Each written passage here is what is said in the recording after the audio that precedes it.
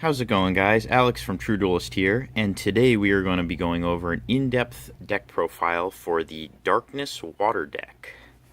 So starting off here, you have your champion and your spirit. So your champion is Hoena the Immoral Conjurer.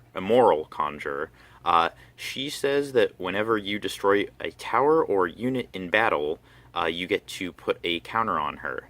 And then you can remove 3 counters from her at instant speed, so anytime you want on your turn or their turn where you have priority, and put in play a Golem token unit with 1500 power.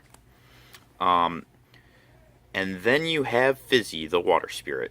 Fizzy says that once per turn you can Shard Drain for 1, which means you can return one of your shards to the bottom of your shard deck to draw a card, and that is during your turn at any time.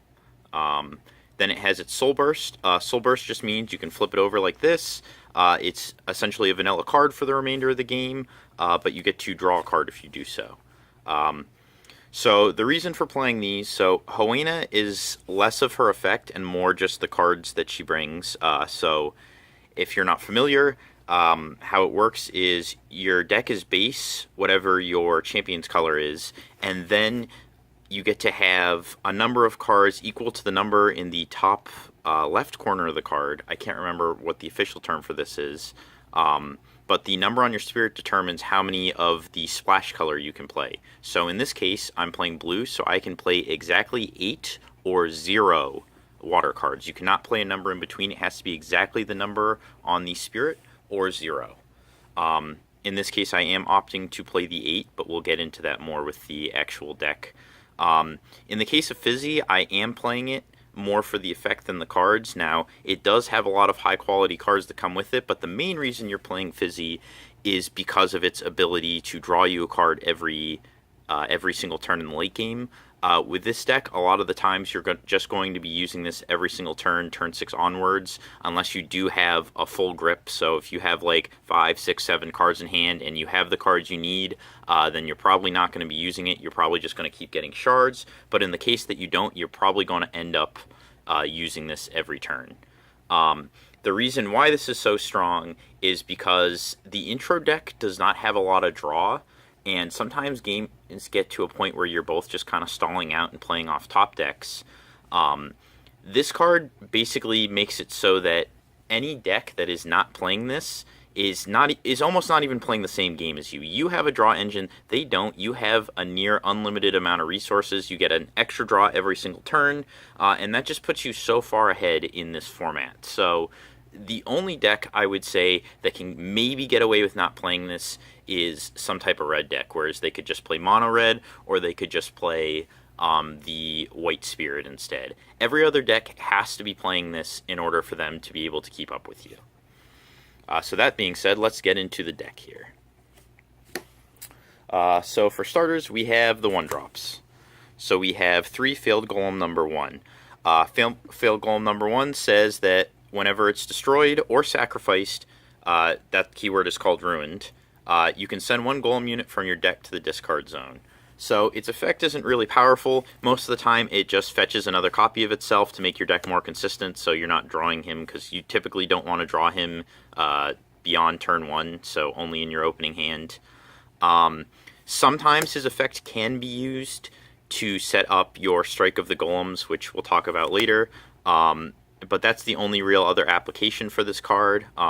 Overall, its effect isn't usually that relevant. What is relevant about it, it is a 1001 drop, which means it can break the wind and the fire towers.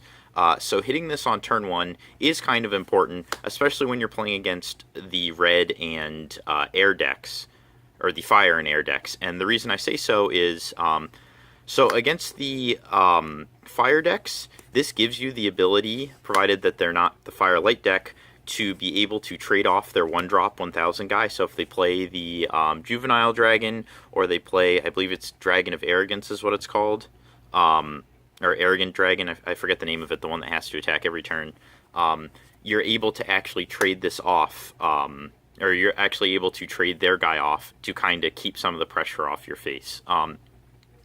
Against the air deck, it's really good because you're able to take the aggression against them.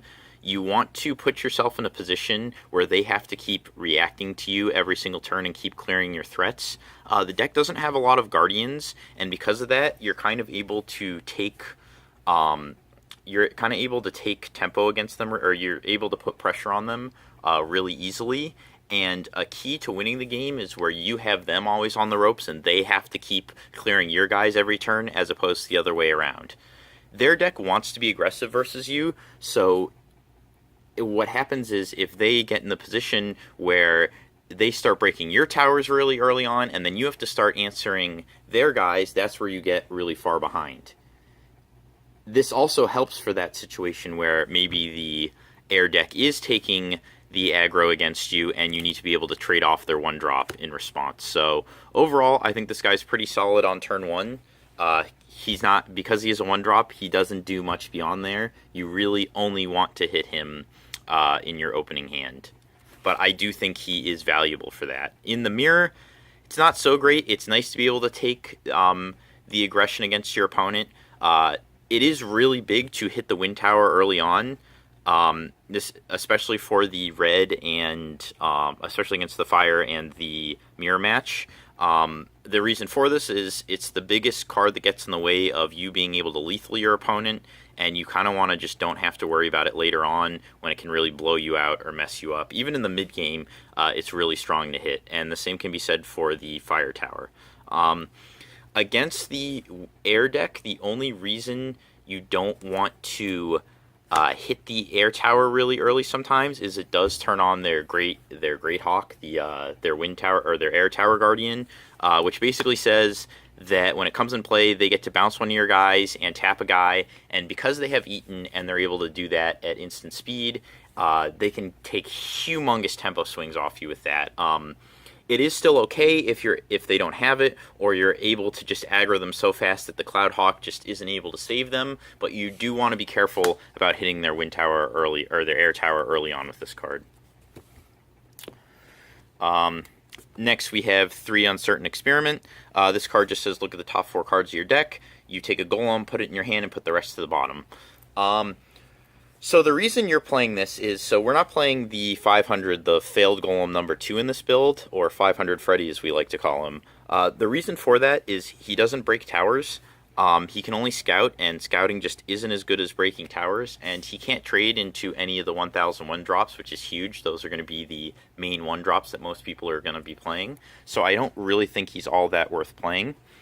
So we play this in place of it, and what makes this card so good is it's always an auto keep on turn 1 if you don't have another 1-drop.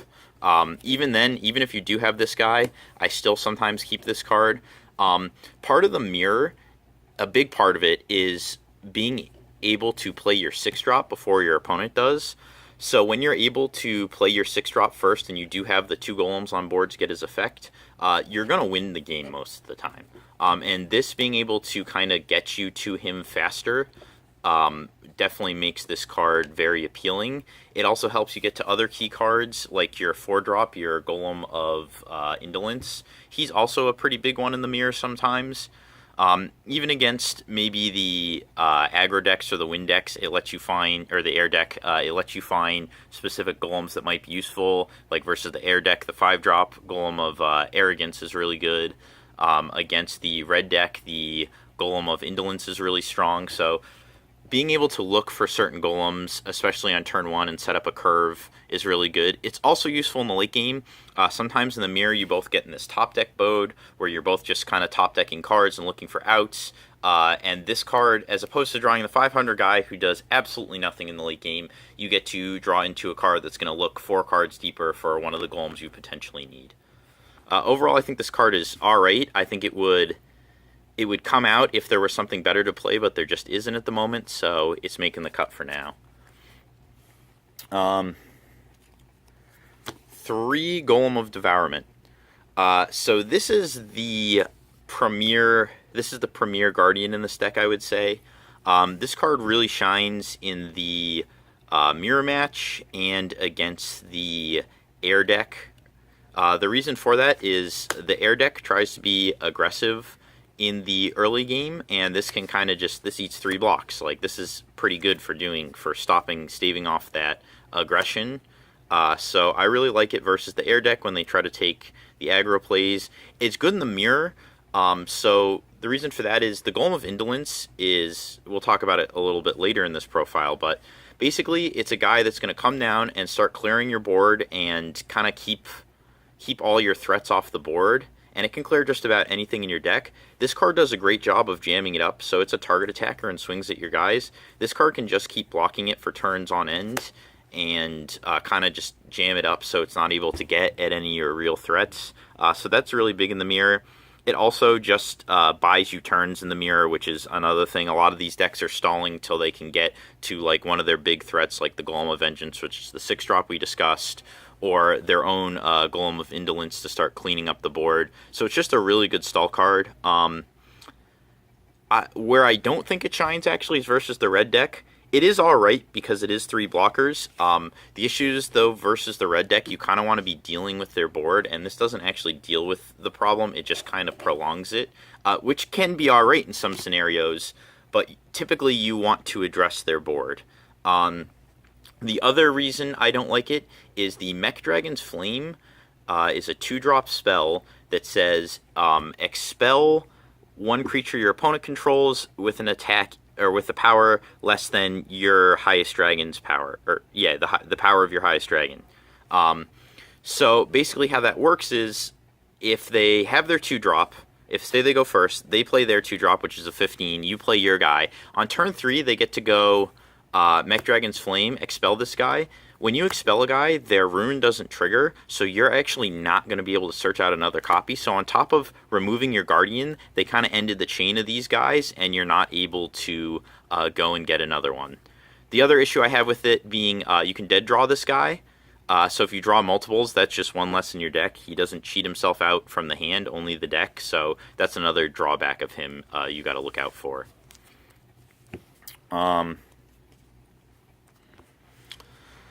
The Azure Guardian. Alright, so one of the first water cards in the deck.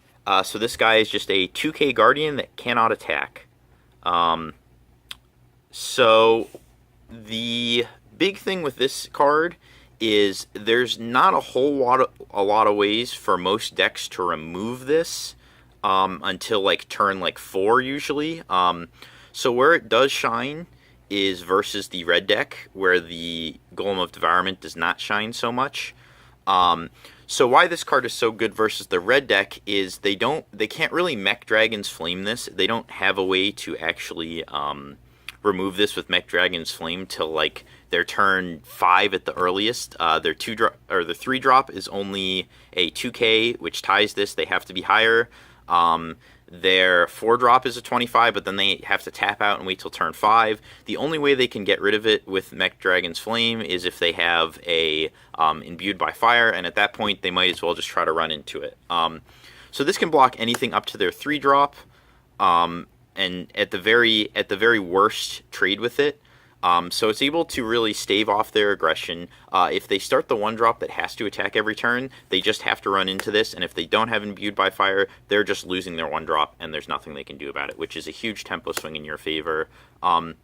Like I said, it helps hold off the aggression, and unlike the Devourment, it's not a card that they can just try to beat their way through. They actually have to wait till they have a way to clear this, because this does do damage and it will kill guys, whereas the Golem of Devourment just kind of sits there and they can just keep swinging and not care because there's no punish, because the Golem of Devourment does not actually deal damage. So that is kind of where this card shines. In the mirror, it's not really all that great because they're never going to attack into it and they don't need to attack. Versus the air deck, it's alright. The downside is it can be killed by their 1-cost kill a guy spell.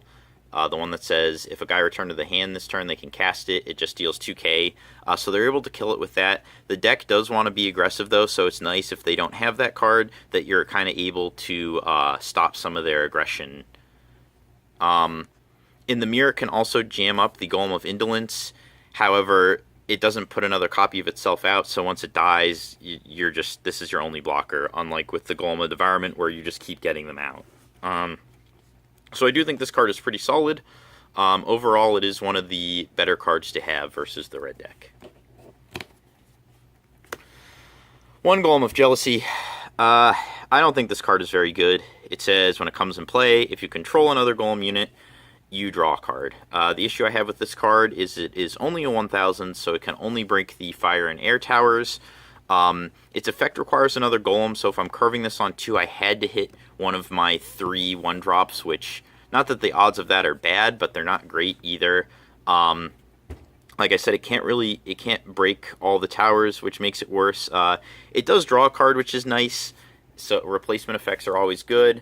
However, I don't see this card being very powerful. If I had something else to play, I would cut this card in a heartbeat. There's just nothing else to play at the moment, so this card manages to find its way in.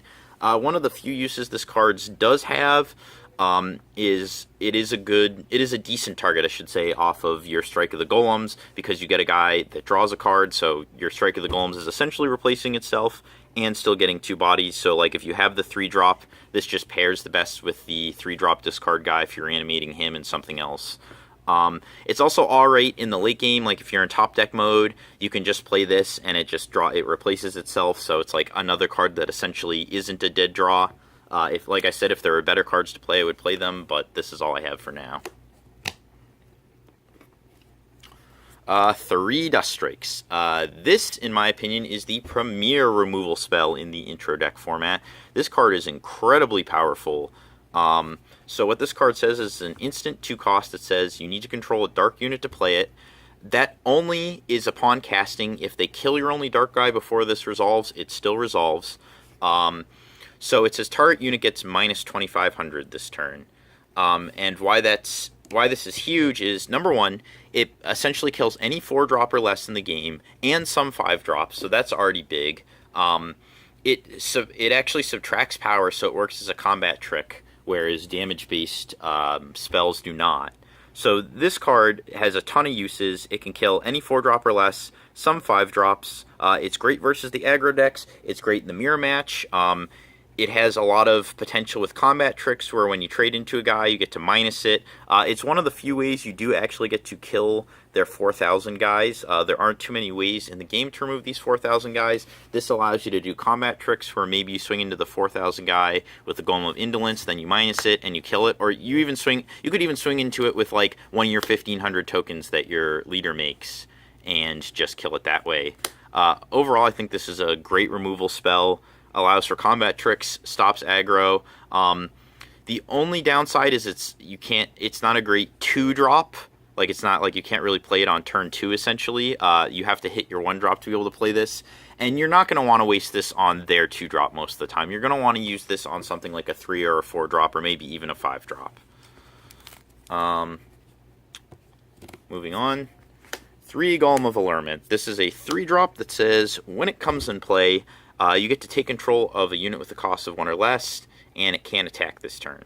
So it's a 1,500, so it can break all the towers. So this card shines for 2 things. Number one, it's pretty good versus the red decks. Being able to take their 1-drop is a pretty big tempo swing, especially against a deck that is trying to be aggressive. It gives you something else to potentially trade with if they do have another 1-drop on the board maybe, or you just need to get extra damage in. The other place it really shines, and the reason you are playing 3 of this card, besides there just not being enough other cards to play, is this card works against every single deck because of the Light Tower Guardian that it makes. So the Light Tower says when it's destroyed, you make a token with 2,000 power that has Guardian. So this card says 1 or less, and in this game, tokens are considered to be a cost of 0. So this card can steal any token. So in the mirror, it can even steal Golem tokens, but every deck has to be playing the Light Tower, and so you always have the option of stealing the Light Tower Guardian, which is typically what this is going to get used on, especially in decks that don't make tokens. The only decks that I can think of off the top of my head that actually make tokens at the moment are the Golem deck. I think the Golem deck actually is the only deck that makes tokens right now, to my knowledge. So you're going to be using this on the Light Tower Guardian token a lot of the times. Sometimes it gets used against the red deck. Sometimes in the mirror you steal their 1-drop, but like I said, the biggest application is like, okay, you're going for game. You know the Light Guardian's going to get in your way of your lethal, so you just crack the Light Tower, pop this guy in, steal the Guardian, and then swing for lethal. So that's where I see this card come up a lot. Sometimes maybe you even crack the Light Guardian in the early game, and you're just like, okay, I'm going to take a huge tempo swing. Now I get a 1500 and a 2000 Guardian, and you lose a Guardian. So overall, I think this card is pretty solid because of the Light Tower Guardian. Once we do see more Light Towers, if that Light Tower isn't a thing anymore, I think this card is going to get severely less playable. 3 Golem of Avarice. So this guy's a 2003 drop that says, when he comes in play, if you control another Golem unit, you discard a random card from your opponent's hand.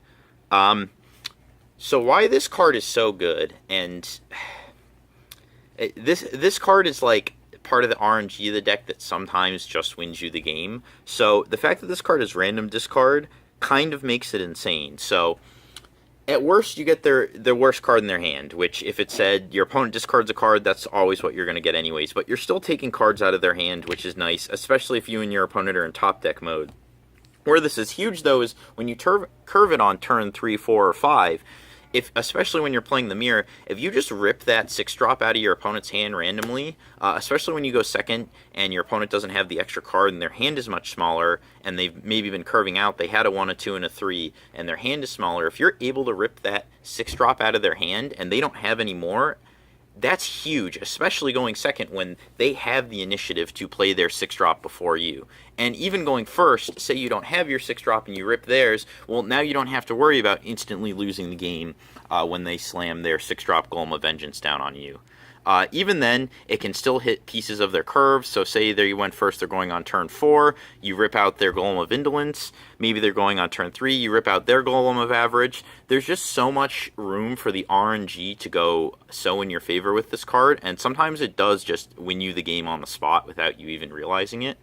I think this card is incredibly powerful, and even at worst, it still just gets a card out of their hand. Even if when you do hit the worst card, it's still a well-statted guy who took a card out of your opponent's hand. And that is kind of important. The Golem of Indolence says they have to discard a card, so like by getting the worst card of their hand, now they have to discard the next worst card out of their hand, which may have been significantly better than the worst card in your hand. Overall, I think this guy is solid. I think 3 is a great number. He pairs well with the Strike of the Golems too, so you have, like, say you have this and the 2-drop draw a card in your grave.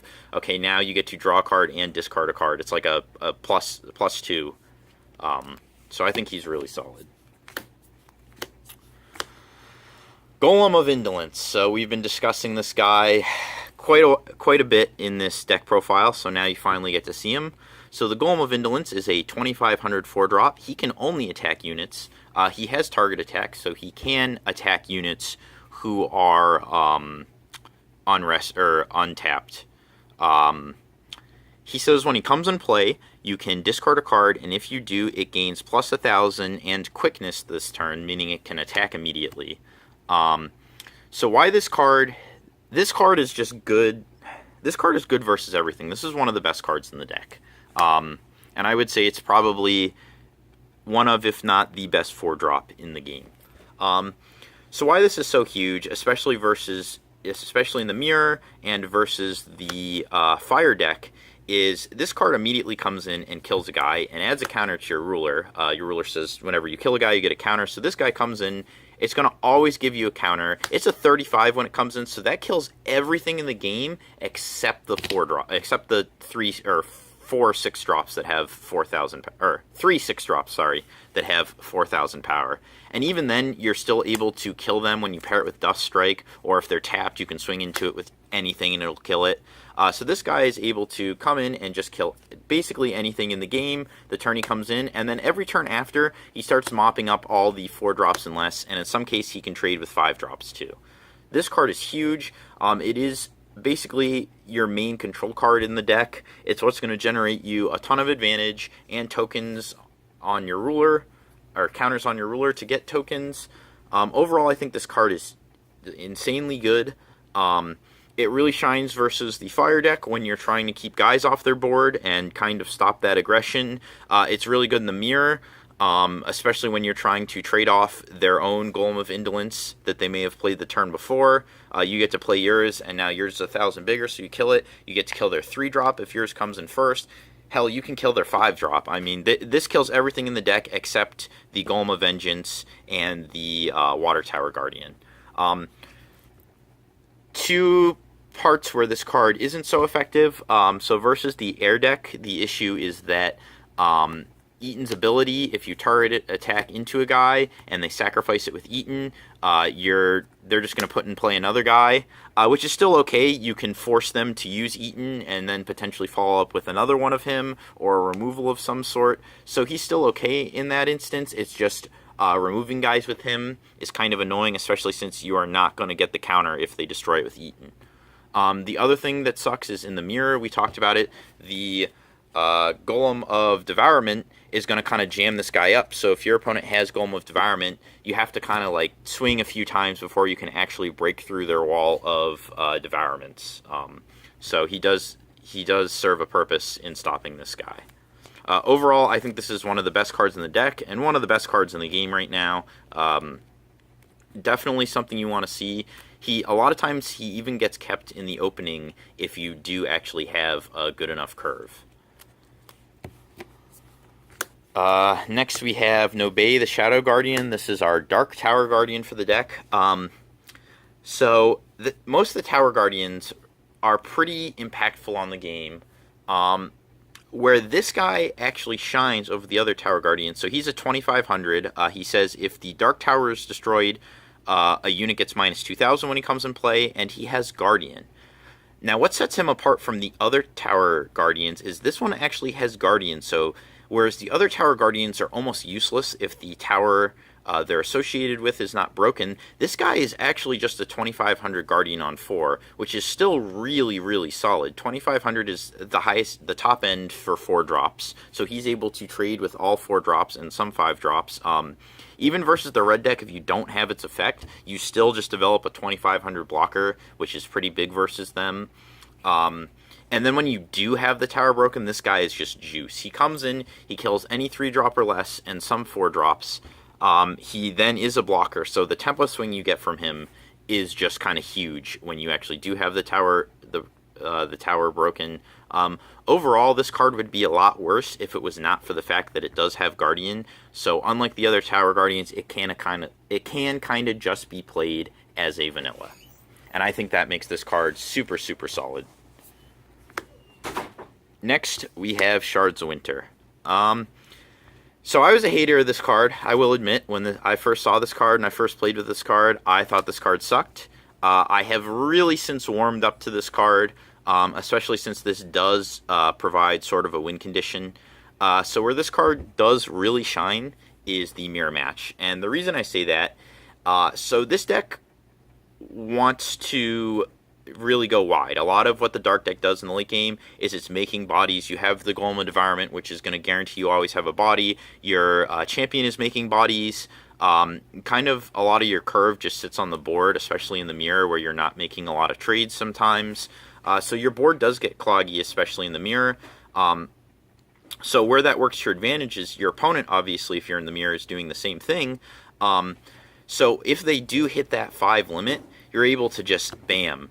You hit them with this, they can't do almost anything. Since there aren't really any spells for the most part in this game, when your opponent clogs up their board, they kind of just have to sit there. They have 5 guys and they can't make a play unless they have Dust Strike. I don't think there's any other way to make a play in this deck outside of having the Dust Strike. So in the mirror, they can jam up their board, and then you're able to just swing for the game, and there's not much they can do to stop you. A lot of times, this will get cast on the end of your opponent's turn, or say your opponent's swinging for lethal, you stop them, and then you come back on the following turn, and you either clear their board, or you just try to swing for lethal yourself. The downside is this card won't really bring you out of a losing position. Like, if they have 4 towers and you have 1, chances are you're not going to be able to just completely turn the game with this unless maybe you have both of them. The other real big reason for playing this is if your opponent has this and you don't, you're in a lot of trouble. So the best counter to Shards of Winter is in fact Shards of Winter. And since both the fire water deck can play this and the air water deck can play this, you want this even more to be able to kind of try to counter their Shards of Winter, since it is the most effective versus your own deck. So they go shards. You say you try to attack. They go shards, or you suspect they have shards. You make sure to leave 4 open. They shards to try to either lethal or trade off your board. Now on your turn, or on their turn, you shards them. Now their board is back, is tapped down, and initiative comes back to you. So I think it's pretty big for that reason.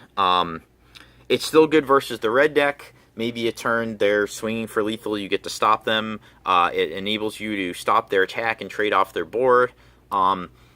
One deck I don't think it is very good against is the air deck. The air deck typically only has 1 or 2 guys on the board in the beginning until they start like picking up aggression.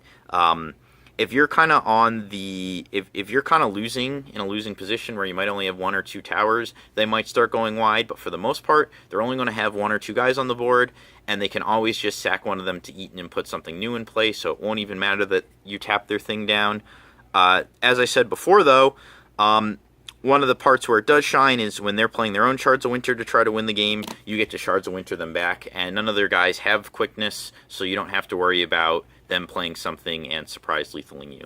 Overall, I think this card is really solid. It's really going to shine in the mirror, but most importantly, you just have to play it to stop other Shards of Winters, which is just one of the best cards versus you. Next, we have 2 Golem of Arrogance. So he is a 25/5 drop. So he says when he comes in play, if you control another golem, your opponent has to sacrifice a guy, meaning that they choose the guy and sacrifice it.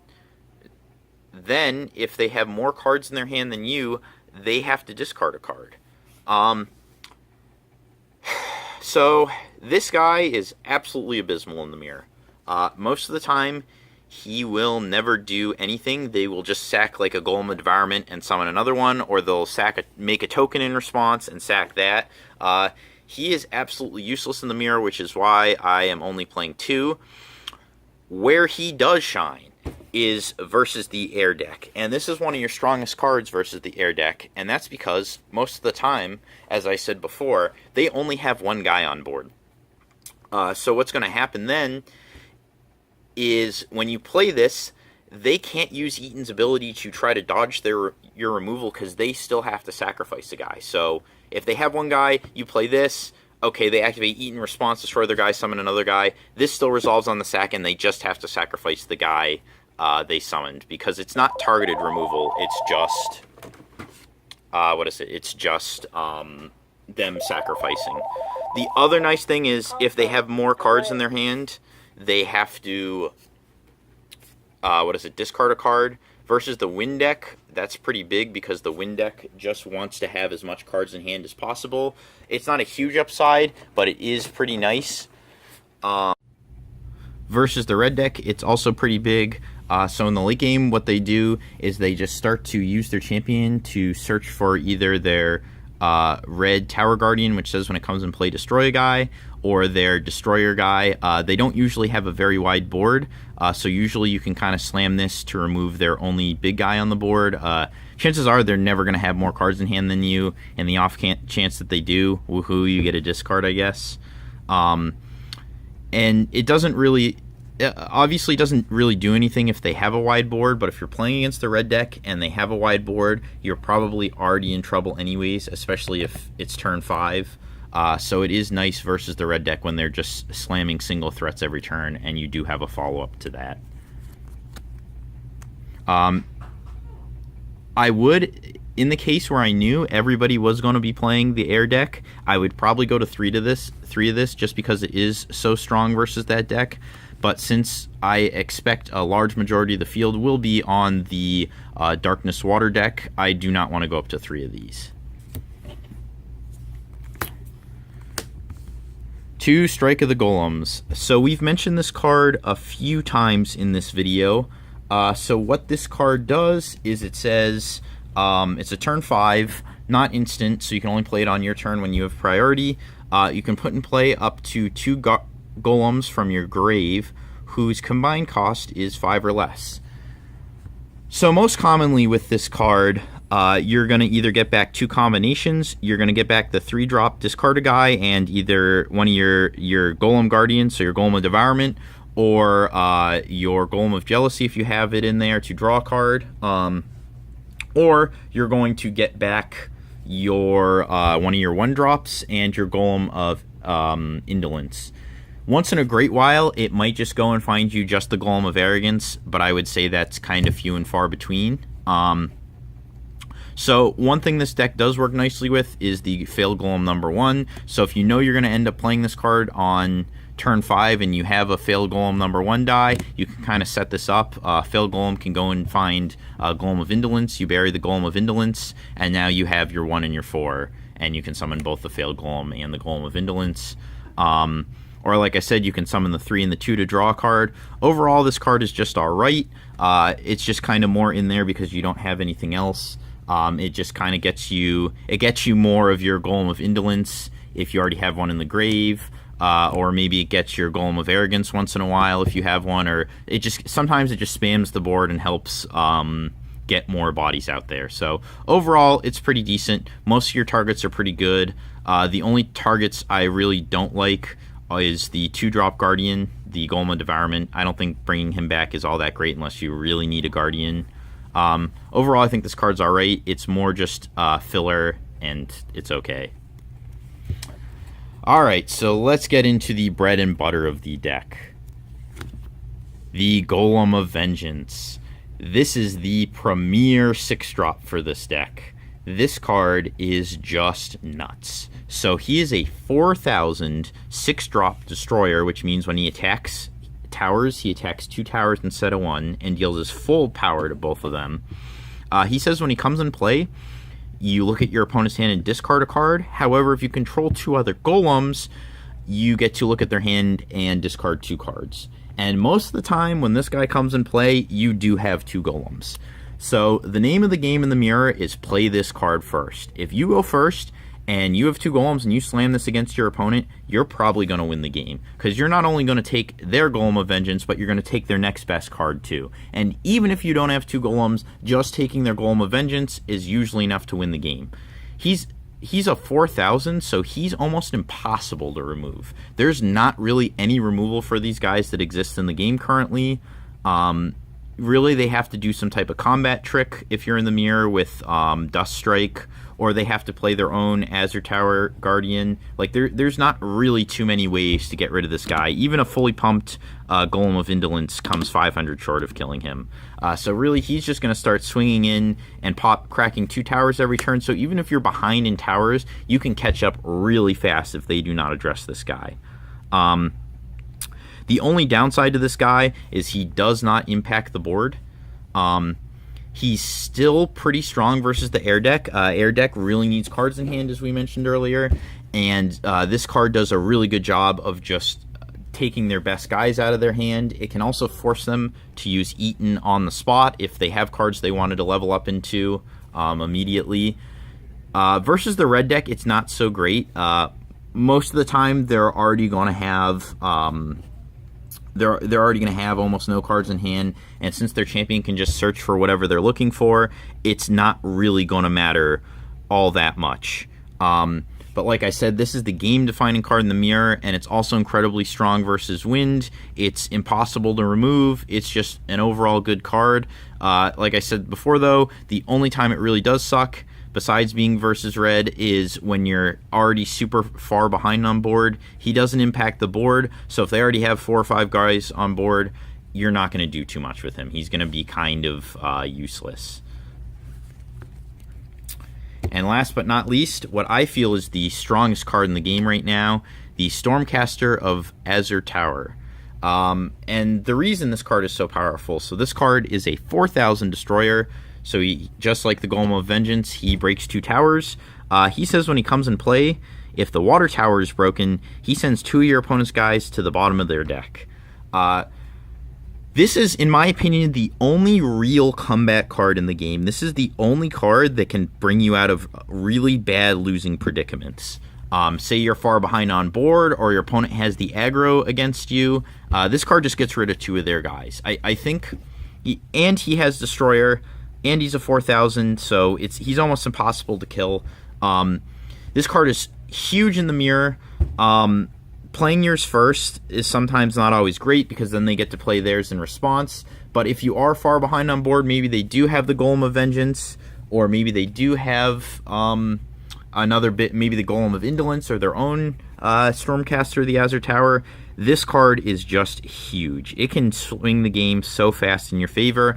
It's great versus the red deck, especially when they're up on board. It gets to remove any guy. Even if they only have 1 guy on board, that's absolutely fine, because you're just trying to keep guys off their board in any way you can. Like I said, I just think this is the best card in the game right now, because of it's the only real card like this that exists, where it can put you out of a situation where you're just so far behind on board and catch you up real quick. It's versus the air deck. It's a little, sometimes it's not the best. They can kind of dodge this with their Eaton by leveling up into something else, but even then, you still force them to Eaton, and you get another guy if they have it. A lot of their guys also do return to their hand, and their spell, their 2-cost spell, bounces a guy back to hand, so they have ways to dodge him, but it's still kind of alright, because you are either taking guys off the board or forcing Eaton to activate. So overall, I think this card is incredible. I would play 3 of it in almost every deck that has blue, barring maybe the air deck. So now I'll talk a little bit about the moles here. I'll just do a quick pile shuffle. So the moles are pretty simple for this deck. It doesn't change too much depending on the deck. For the most part, you're just looking for a curve. Some of the Guardians change, so like you want the Azure Guardian more than you want the Golem of Devourment versus the red deck, and then vice versa versus the the mirror match. So we'll just go over this real quick. I don't want to take too much time, but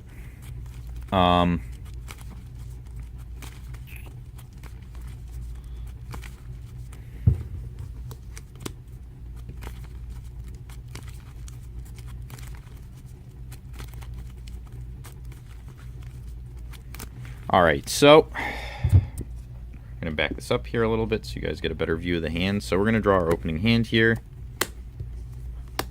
Whew. Wow. That is a stacked hand. That is a really good hand. Okay. So, so let's assume right now that I am playing against the mirror match.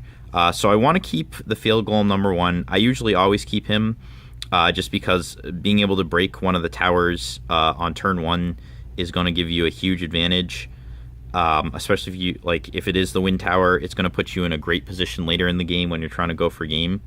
I would probably consider keeping. I would probably keep the Azure Guardian. He's going to be my turn 2 play. I'm not going to play Dust Strike on turn 2, because I don't want to waste it on something like a 2-drop. B, if they don't even have a 2-drop, I just waste my mana. And for that reason, I think I might consider throwing this. I think it's a little early to have this card, and because I'm in the mirror, I'm not versing an aggro deck, I'm going to throw this card away.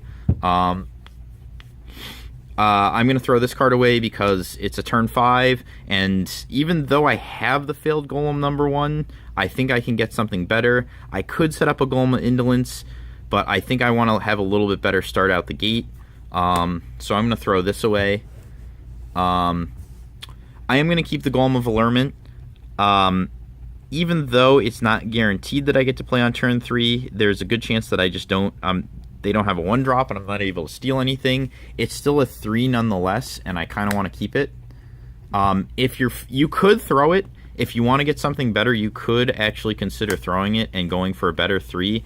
I like playing it safe, so I have a 3, so I'm going to keep it. So we're going to get shards, and we're going to get another strike. So it's a good thing I did throw my strike. So we have a full curve here. I mean, you're not going to play shards on 4 most of the time, but it's still nice.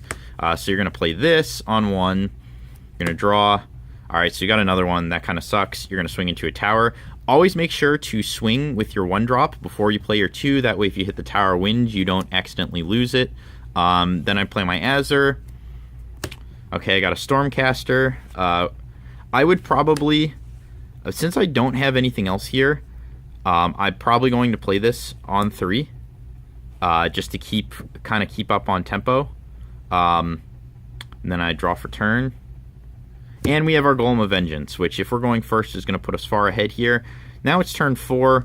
We don't really have a great play here, which sucks, but I mean, we're going to have to live with it either way. I probably wouldn't play the Shards of Winter there unless for some reason I was like really getting aggroed, which I don't think would be the case.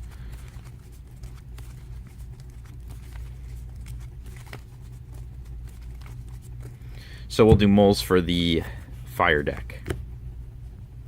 Okay, we need to do a better job shuffling. That was kind of a crapshoot.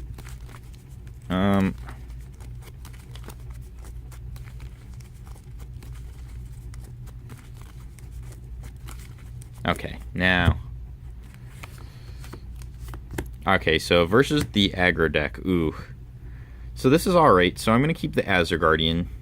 I really want a 1, but I don't want to risk missing a 1, so I'm going to keep the Uncertain Experiment. The Golem of Jealousy is basically useless here, so I'm not going to keep it. As much as I want to keep Duststrike, I do not have a guarantee that I'm going to be able to play this at any point, and I'm going to throw it, and the reason for that, so this is my 1, this is my 2. On 3, I don't have a drop, and I'm not going to be able to play this because I don't have a Dark guy in play.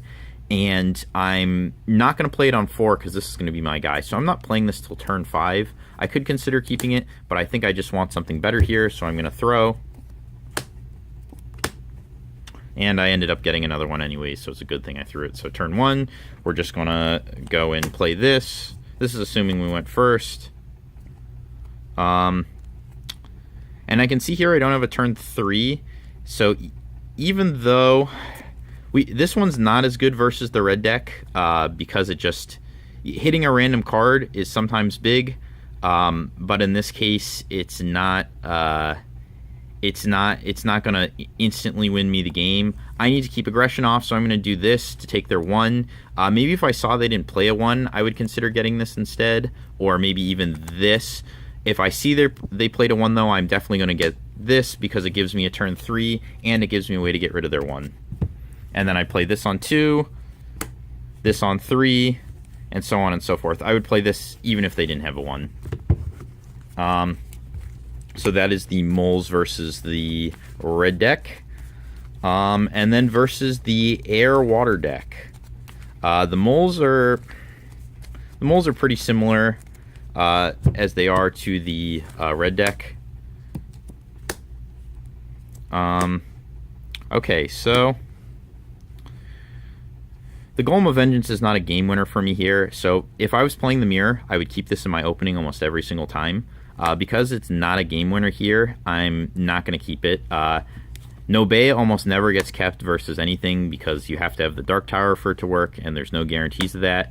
Strike is too late, so I'm going to get rid of that. Even though I do have the Failed Golem number 1, it's a little bit slow. I could...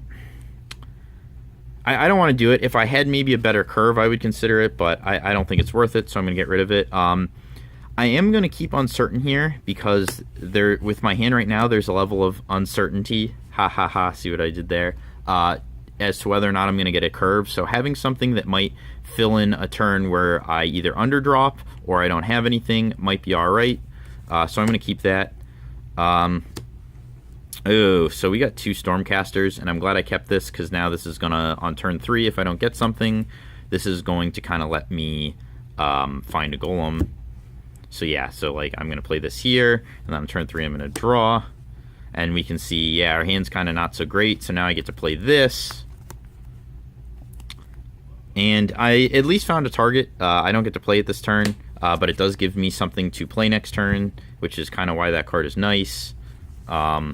So yeah, and that is the moles. One last thing I want to discuss are the cards I didn't play. Just briefly go over them. So I didn't play the Hellish Guardhound, the 3-drop. He's a 3-drop 2000 Guardian that says when he comes in play, target guy can't attack next turn. The reason I did that is it's only very useful versus the red deck, and it's not even that great. It kind of just stalls them, and it can block.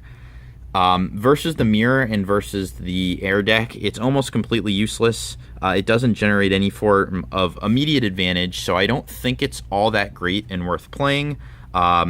It's only a 2000. Like I said, it's a good stall card, but it's not really all that great. The other card I did not play that some people do play is the Stormcaster Knight. He's a 4-drop that says when he comes in play, if your opponent has if you have more of your towers destroyed than your opponent, you get to bottom or top deck a guy. As much as I like him, he doesn't always work on turn 4 in the mirror, and he doesn't always even work on turn 4 sometimes versus the air deck. He is really good versus the red deck. However, I just think Shards of Winter provides a better way to win the game than he does, and because of that, I have opted not to play him and to play Shards of Winter instead. So that's our video, guys. Thanks again. We will leave the full list in the description. This is the list. If the 10K was tomorrow, this is the list that I would be playing if I was playing DarkWater. So thanks for tuning in, guys. Check out our next video. Make sure to like, comment, and subscribe.